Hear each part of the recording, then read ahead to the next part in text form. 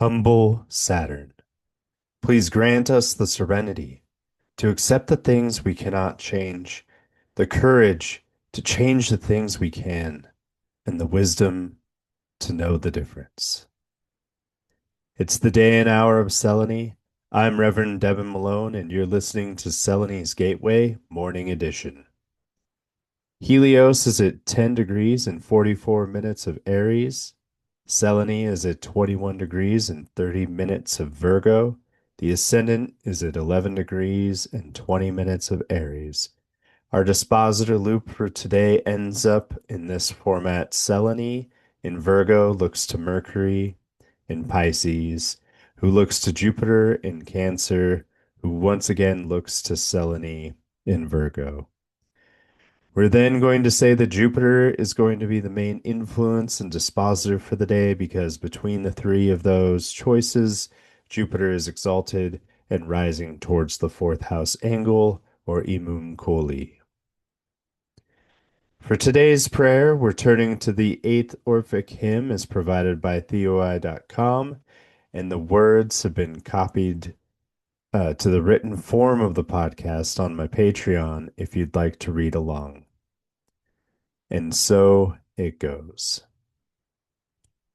Here, goddess, glorious queen, diffusing silver light, bull-horned and wandering through the gloom of night, with stars surrounded and with circuit wide, night's torch extending, through the heavens you ride, female and male, with borrowed rays you shine, and now full orbed, now tending to decline.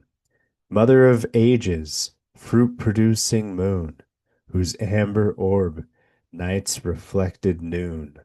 Lover of horses, splendid queen of night, all-seeing power, bedecked with starry light, lover of vigilance and the foe of strife, in peace rejoicing, a prudent life. Fair lamp of night, its ornament and friend, who givest to nature its ornament, its destined end. Queen of stars, all wife Diana hail, decked with a graceful robe and shining veil. Come, blessed goddess, prudent, starry, and bright. Come, moony lamp, with chaste and splendid light. Shine on these sacred rites with prosperous rays, and please accept my suppliant's mystic praise. And so it is. Praise be to the glory of Selene. With the full moon just around the corner, I'll remind the audience to read the full moon right up in the almanac. This month's full moon is called The Crow Lands on the Priestess Arm because of where our lovely Selene is rising in the horizon tomorrow. So take the time to check that out. In the meantime, the tarot card for the day is the Knight of Swords. Coming off the Ten of Swords yesterday, it's important to notice how the court cards represent a more pragmatic approach to the element. First and foremost, you can see their eyes. All of the figures in the Swords Minor Arcana cards are either blindfolded or turned away from you as a viewer, with the Five and Seven of Swords only revealing one of their two eyes as they glance behind themselves.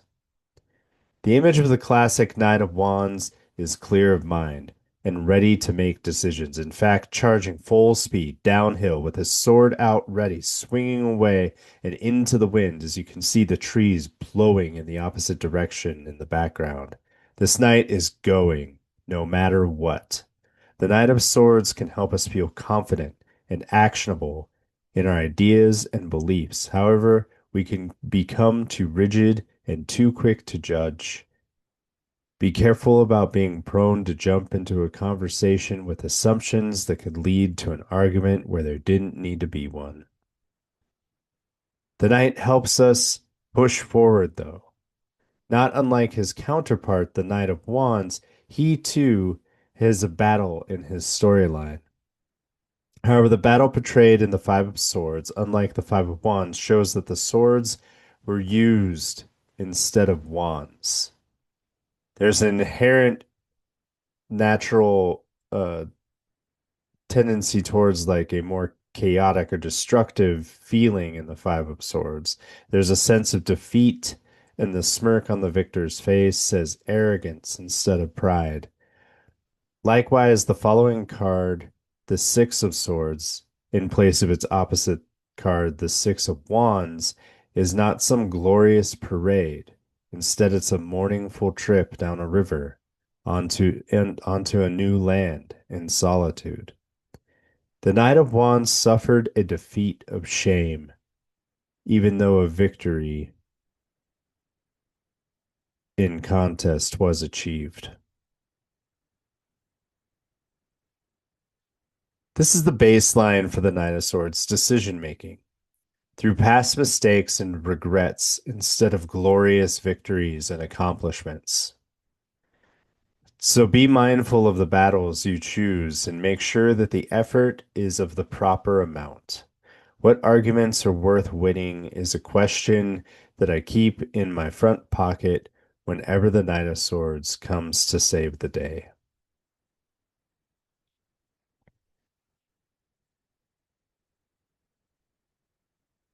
Next, I'll read.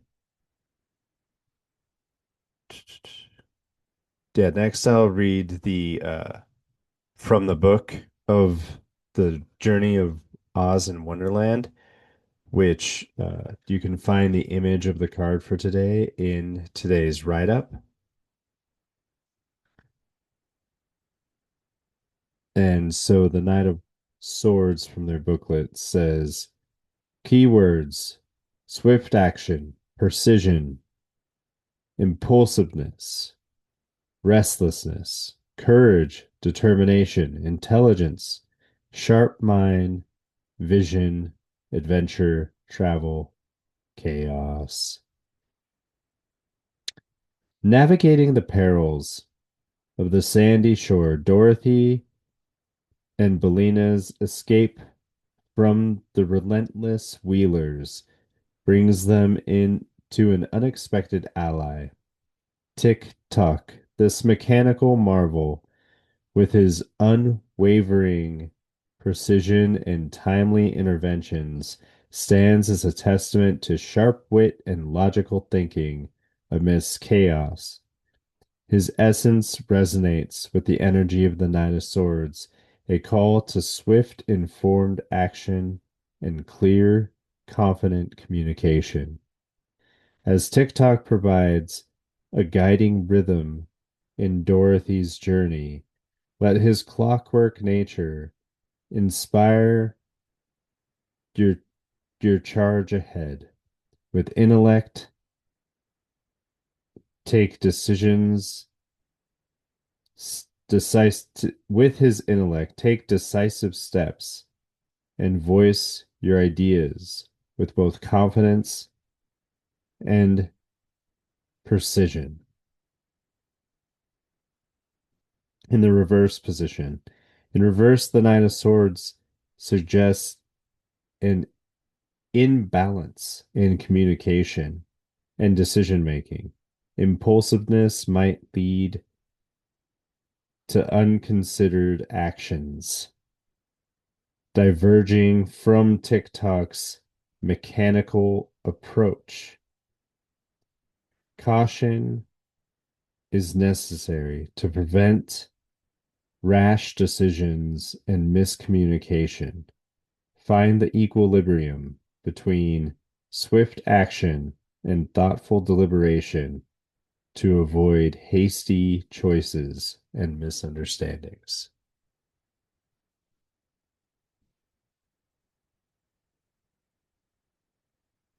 The astrology for the day is the moon in Virgo, opposite Mars, and then trine Uranus. Selene is coming off a gentle sextile with Jupiter, but into a tense opposition with Mars that follows into a trine with the jolting vibrance of Uranus. This makes for some jarring feelings and intensity. Issues may come forward out of nowhere, and battle lines might be drawn. So, as with the advice from the Knight of Swords, be careful with your words, but also be clear with your boundaries. The moon is building up in light and strength, though she is also slowing down in speed and declining below the ecliptic. So there's a steady tension that is going to feel emotional a few hours before Selene reaches Libra. Before the next sunrise, she will also make an Antisha aspect to Saturn and Neptune. So there may be some storylines building up in the background of the full moon that will finally come to light afterwards. Heed the warning of the fable of the crow and Hydra. If you're not remembering, look it up. The tides for the day go as follows. The first high tide comes in at approximately 6:17 a.m., and the first low tide climaxes its constriction at about 2:58 p.m. The second high tide moves in and perfects at 6:22 p.m., which is shortly after the low tide. And the final low tide of the day culminates at 3:13 a.m. before the next sunrise. So just want to take notice that there's only a 3 hour difference between the perfection of the low tide and the perfection of the high tide of 2:58 p.m. to 6:22 p.m. That means that the intensity of the high tide is going to be swift and quick and more sudden today, as is normal with when we're approaching the full moon. All times are as is for each time region. Like it's going to be 6:17 a.m. in all time regions. Uh, but the times themselves can be seen as approximate in nature. You can find out more about the timetables in Selene's Almanac Spring Quarter on the Patreon. And finally, today's shadow hours for the day are as follows. The first one comes in early at 8:28 a.m. till 10:04 a.m. and will feel strongest for those with Rahu and Cancer or conjunct the moon in their charts. The evening hour is at 2:41 a.m. till 4:06 a.m. before sunrise tomorrow. This will feel strongest for those with Rahu in Gemini and Virgo or also conjoined Mercury. You can find out more about the shadow hours, and once again, the times are roughly approximate to where you are as well, and do not need to be adjusted uh for time zone. And as always, I'll close the circle by ending just as we had began. Thank you for listening to Celidy's Almanac, Morning Edition. I'm your host, Reverend Devin Malone.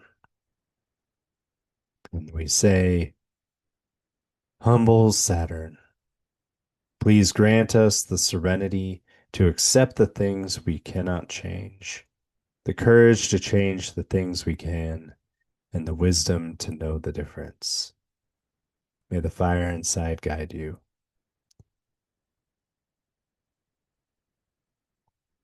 You've been listening to Selene's Gateway Morning Edition. You can find my almanac at Patreon at Selene's Gateway. You can schedule a tarot or astrology reading from me at selenesgateway.com, and on social media, I'm known as the Esoteric Butcher.